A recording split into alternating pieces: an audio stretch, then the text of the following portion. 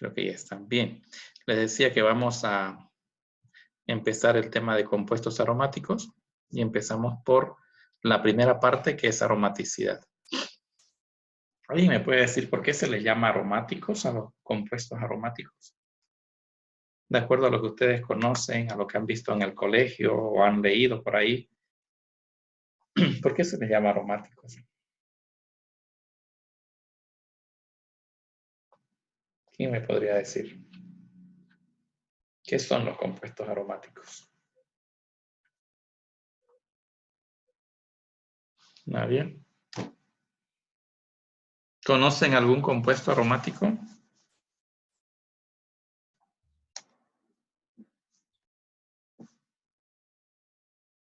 Nombren uno, a ver.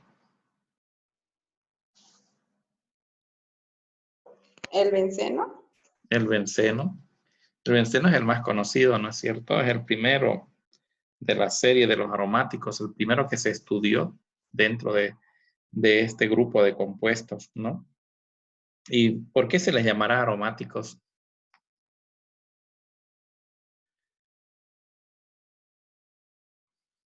¿Quién me podría decir?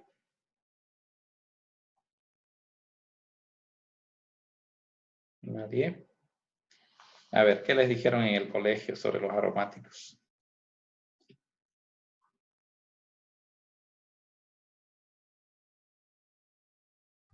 Que es un compuesto orgánico cíclico. Recuerda. Son cíclicos, está bien, son compuestos orgánicos cíclicos, pero no todos los cíclicos son aromáticos, ¿no? Son un tipo muy particular de compuestos cíclicos. ¿Por qué se caracterizan estos compuestos? Vamos a repasar un poquito la historia, ¿ya? Porque mucho se relaciona o viene a la memoria normalmente de aromáticos con lo que quiere decir la palabra, ¿no? Con la etimología, que viene de aromas y todo esto. Pero vamos a ver que si bien nació así el concepto, sin embargo, en el tiempo y con conocer la estructura de los compuestos, el cómo se forman las moléculas, se llega a establecer a la aromaticidad como una propiedad, ¿ya? Termodinámica. Veamos primero cómo es que empieza la historia de los compuestos aromáticos. Y como dijo su compañera hace rato, ¿no? El benceno. El benceno es el primero que se descubrió, es el primero de la historia de los aromáticos. Y lo descubrió Faraday, ¿ya? En 1825, como pueden ver, por condensación de una mezcla aceitosa que se obtenía del gas de alumbrado. Entonces, los gases que se obtenían, los condensó y vio que en el producto se obtenía un líquido incoloro, ¿ya?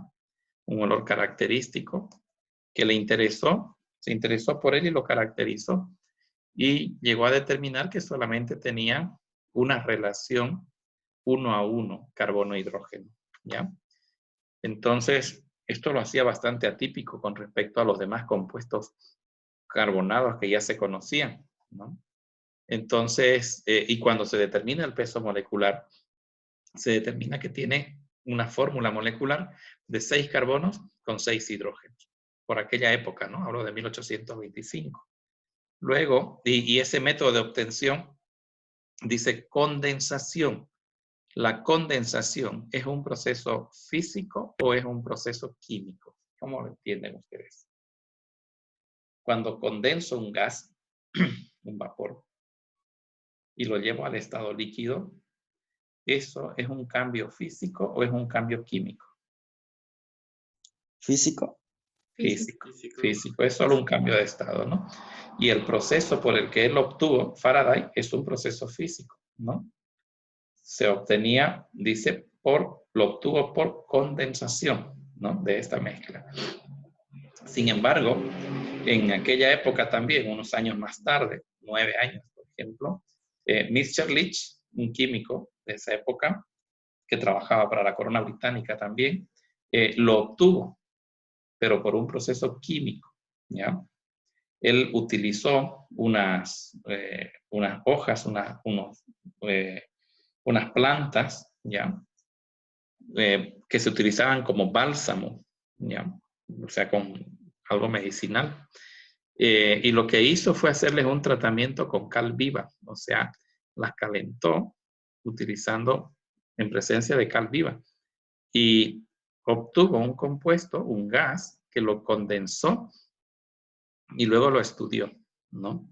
Y al estudiarlo, dio exactamente con el mismo gas, con el mismo compuesto, no gas, ¿no? Que había encontrado Faraday casi 10 años antes, ¿no? Pero claro, como él lo hizo por un tratamiento químico, en realidad es un proceso químico.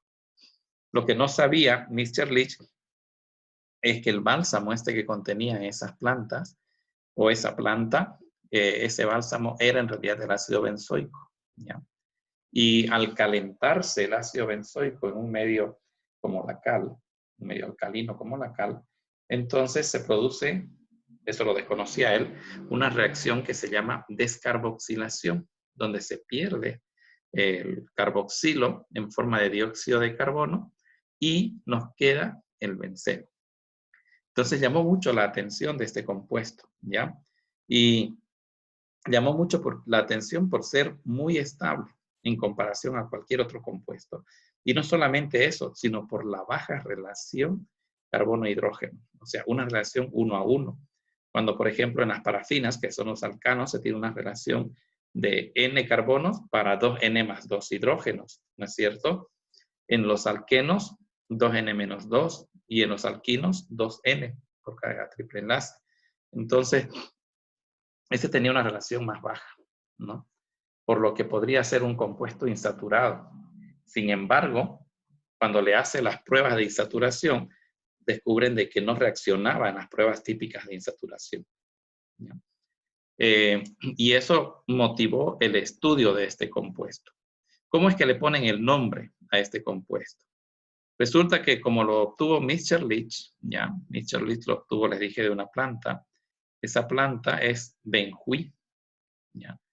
El benjuí, que es una especie, como dice aquí, de Styrax, es una especie vegetal que se encuentra en la India, en realidad en toda esa zona que pertenecía al Imperio Británico por aquella época, ¿no? Ahí es donde lo descubre. Y esa planta que los nativos la llamaban benjuí, en inglés lo pronunciaban benzoin. Y entonces de ahí se origina el nombre del benceno. Queda el nombre como benzín, ¿no? Y en castellano le llamamos benceno, que no quiere decir que sea un alqueno, ¿de acuerdo? No está relacionado con la nomenclatura de los alquenos, es simplemente el nombre del compuesto que le asignaron derivado del nombre de la planta de donde lo obtuvieron, ¿ya? Y a partir de ahí empieza una discusión bien grande en el mundo científico de aquella época, que fue la Real Academia de Ciencias del Reino Unido, ¿no? Donde empiezan a preguntarse cómo es realmente este compuesto, cómo es la estructura química de este compuesto. Y empiezan a proponer carbono con hidrógenos, con enlaces dobles, con enlaces triples, etc.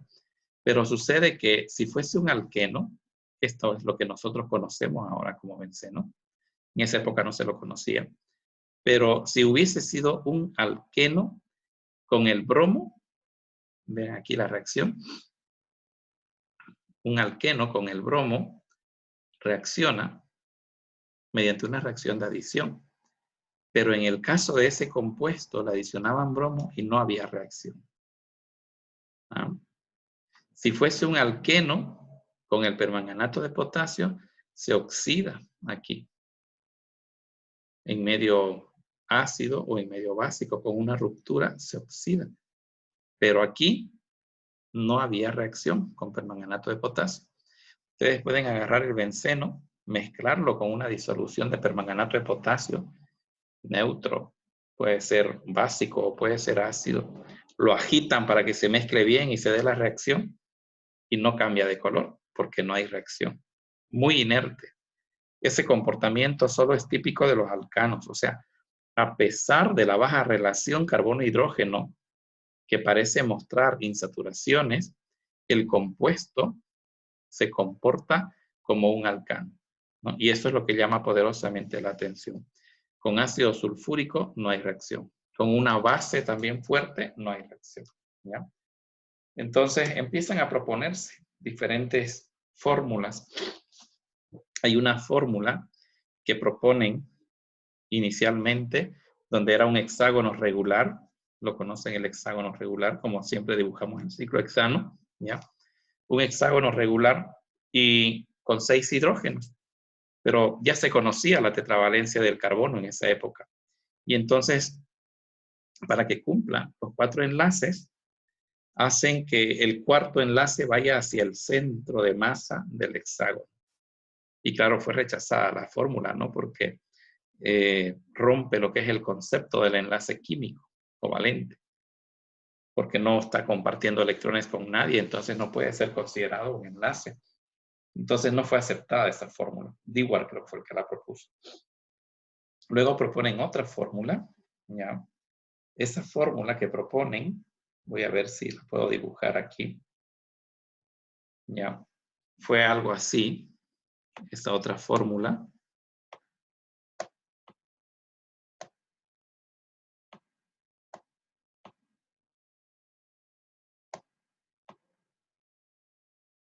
Algo así.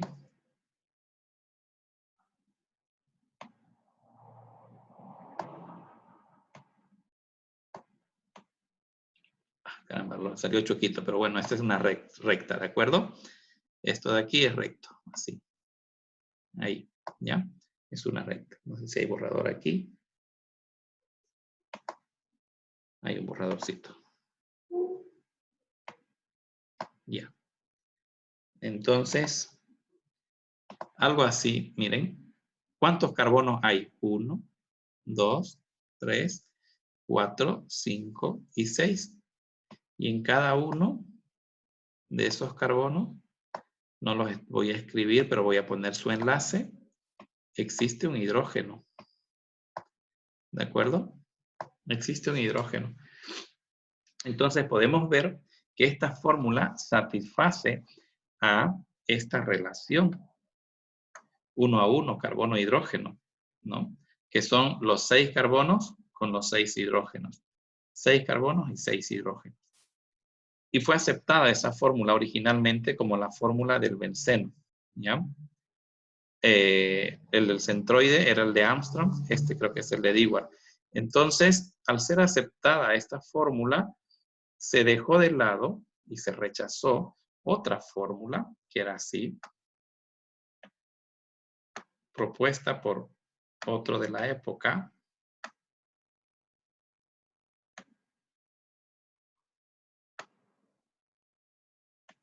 Así. Y miren que es a propósito la diferencia en las longitudes de los enlaces. ¿Ya? Y luego un hidrógeno en cada, ¿no? Esto lo propuso Kekulé, donde este enlace es corto. Los dobles enlaces son cortos y los enlaces simples son largos, ¿ya? Entonces le rechazaron esta propuesta a Kekulé, diciéndole, no puede ser un alqueno. No puede ser un alqueno porque en realidad no da reacciones de los alquenos, típicas de los alquenos, ¿ya? Directamente fue rechazada de plano. En cambio, esta es un alcano, cicloalcano, y el compuesto se comporta como si fuese un alcano. Por eso es que lo aceptaron, pero más adelante fue en desuso ya esta fórmula porque se descubrió que este compuesto sí existe, se llama prismano, ¿ya? Y entonces no podría ser benceno, es otro compuesto, es un compuesto diferente, propiedades químicas diferentes. Y Kekulé vuelve y dice, en realidad es que no es una sola fórmula, son dos, ya, que se están interconvirtiendo, dice él, así lo propone, a una velocidad muy alta. Perdón, algo así, ¿no? Entonces miren cómo ha cambiado la posición de los enlaces dobles. Eso es lo que dice Kekulé. Hay una velocidad de interconversión alta, por lo tanto no es ni doble ni simple, sino que está convirtiéndose constantemente. Aún así, fue rechazada esta propuesta, ¿no? No podría ser. Pero esta propuesta permitió de que vaya evolucionando otra idea que había. Todavía no se conocía mucho de los electrones, pero esa idea era la idea de la resonancia, ¿no? Deslocalización electrónica por resonancia. Y vuelve a insistir Kekulé. Y dice Kekulé, no son diferentes los enlaces, son iguales. Y todos, dice, lo pone así, son del mismo tamaño. Todos. ¿Ya? Y no es que este sea doble y que este sea simple. No. Dice Kekulé, cada enlace no es ni doble ni simple. Tiene un tamaño, dice, una longitud de enlace y medio. ¿Ya? Como un enlace simple y medio con el enlace doble. Entonces, esa longitud, dice, y ese comportamiento que tiene, se debe precisamente a que no es ni simple ni doble, sino que está ahí, en la mitad, ¿no? Y que cada uno de los enlaces es igual. Y lo puedo escribir aquí, esto a manera de representación, o lo puedo escribir acá. Y las dos, dice, coexisten. Ahora le llamamos estructuras resonantes. ¿Ya? Las dos coexisten. Miren lo que plantea Kekulé en esa época. Y dice Kekulé, el benceno tiene la forma de un hexágono regular. Tiene ángulos de 120 grados. Y tiene longitud de enlace y medio. Y fue aceptado, ya, llamémosle a regañadientes durante mucho tiempo. Y desde entonces al benceno lo podemos escribir así o con los dobles enlaces del otro lado, ¿no? Indistintamente. Y luego evolucionó la teoría de la resonancia y todo ello. Y entonces se dijo, coexisten dos estructuras resonantes, a las cuales, en honor a Kekulé, se les llama estructuras de Kekulé. Pero no se había probado todavía. Simplemente era una propuesta de Kekulé. Muchísimo más adelante, en los años 40 aproximadamente, cuando ya se conocía la espectroscopía de rayos X, ¿no? Entonces se determina en laboratorio la forma de la molécula del benceno. Y la forma y las dimensiones. Y se encuentra que era tal y cual lo había predicho Kekulé. Que es un hexágono regular. Tiene 120 grados como ángulos de enlace, ¿no? Y no solo eso, de que la longitud de cada enlace es exactamente la que corresponde al enlace y medio.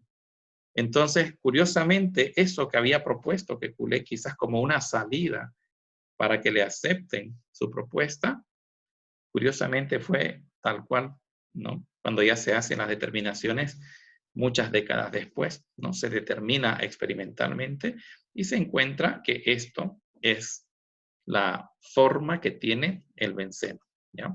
Entonces ya cuando los dibujamos, o esta estructura, o la otra que lleva el doble enlace aquí, aquí y aquí, nosotros lo reconocemos como el benceno. Sin embargo, ninguna de ellas me representa exactamente al benceno, ¿no? Ninguna, ni esta ni la otra, que acostumbramos también a escribirla con un círculo, ¿no es cierto?, en el centro, ¿no? Mostrando de que esos enlaces dobles esos electrones se están moviendo. No, ninguna de estas me representa, porque la representación correcta del benceno es una representación orbitálica, ¿ya? Así, donde cada uno de los carbonos, ya aplicando la teoría de enlace-valencia, cada uno de los carbonos tiene una hibridación sp2, ¿ya? Y me queda en cada carbono un orbital p. Son 6 carbonos, por lo tanto son 6 orbitales que van a formar enlace, ¿no?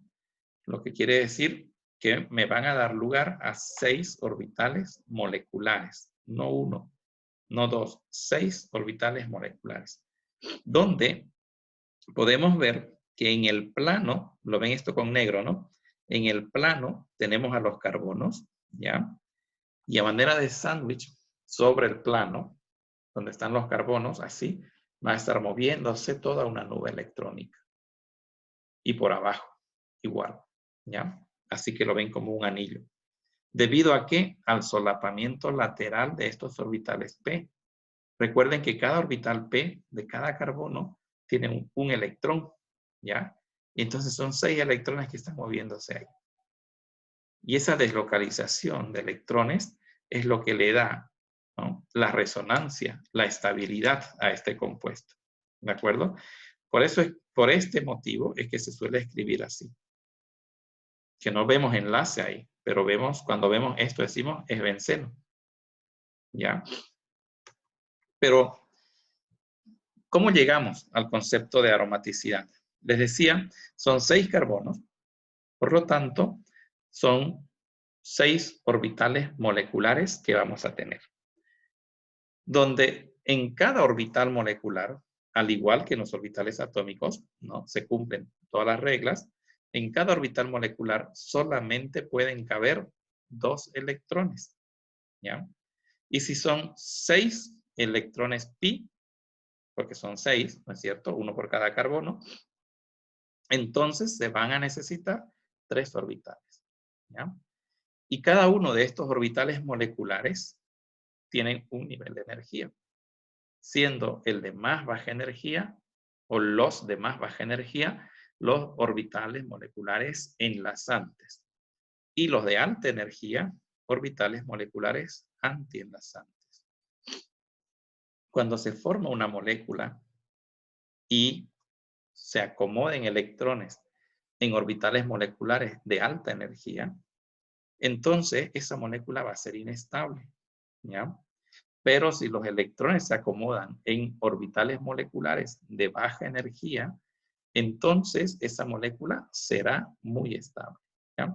Los antienlazantes, como este que dice pi asterisco acá y acá, ¿no?, son de alta energía. Por lo tanto, si ahí están los electrones, va a ser inestable.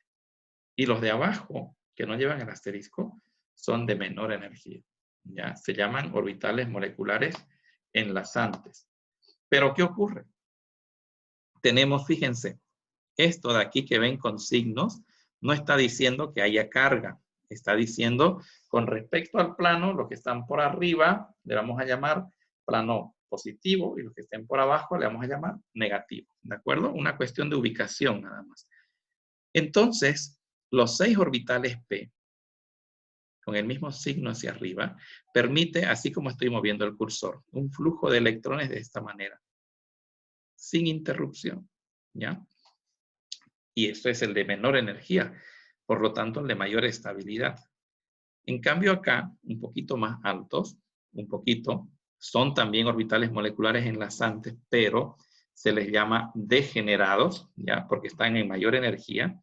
Miren cómo están. Por aquí están los electrones, aquí. Se mueven aquí y también se mueven acá. Siempre por el mismo signo, ¿de acuerdo? Yo agarro el positivo como referencia. Los positivos se están moviendo aquí y estos también se están moviendo acá, ¿ya? Teniendo aquí al medio algo que se llama nodo, que es lo que interrumpe el flujo, entre comillas, de corriente de los electrones. En cambio aquí se están moviendo así. Y acá se están moviendo de esta manera, o por el otro, ¿sí? Pero ya en los que están más arriba, miren, ya no es posible que haya un flujo de electrones, ¿no es cierto? No hay donde se muevan esos electrones, están ahí en su orbital, ¿ya? Y acá se encuentran este nodo, por ejemplo.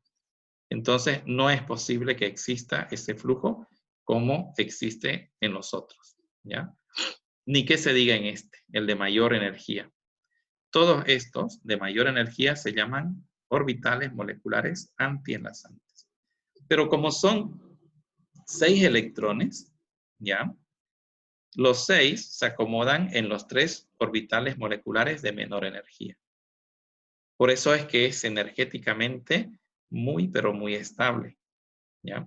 ¿Por qué? Porque acomoda los electrones pi en orbitales moleculares enlazantes o de baja energía. Y a eso es a lo que se debe la gran estabilidad de la molécula de benceno. Y eso es lo que da lugar a la propiedad que se llama aromaticidad. Entonces, a partir de ahora vamos a decir que los compuestos aromáticos son compuestos de excepcional estabilidad y que esa estabilidad excepcional se debe a la forma eficiente en la que acomoda sus electrones pi en orbitales moleculares enlazantes de baja energía, ¿no? Entonces, todos los compuestos que exhiben esta propiedad se denominan se denominan compuestos aromáticos. Ya no están relacionados con el aroma. Al inicio se les llamó aromáticos porque la mayoría, siglo XIX, de los compuestos que se parecían a este del benceno, que tenían una baja relación carbono-hidrógeno, eran como la vainilla, como esa goma que sacaron, ¿no? Tenían una fragancia. Entonces, por eso empezó el nombre de aromáticos. Pero ahora, cuando decimos aromáticos, lo que se nos viene a la cabeza es muy estable, ¿sí? Y muy estable, ¿por qué? Muy estable porque acomoda los electrones de una forma eficiente, ¿no? Y se puede medir, sí. La forma de medirlo es a través de una propiedad que se llama energía de resonancia. Que, por ejemplo, en el benceno, la energía de resonancia es de 36 kilocalorías por mol, ¿no? ¿Y esa energía de resonancia se puede medir en un laboratorio? Se puede. En un calorímetro a través de los calores de hidrogenación. Entonces, sí se puede conocer ahora la estabilidad en términos de energía, ¿no? Se puede cuantificar, ¿ya? Entonces, esos son los compuestos aromáticos. Como ven, tiene una teoría bastante fuerte.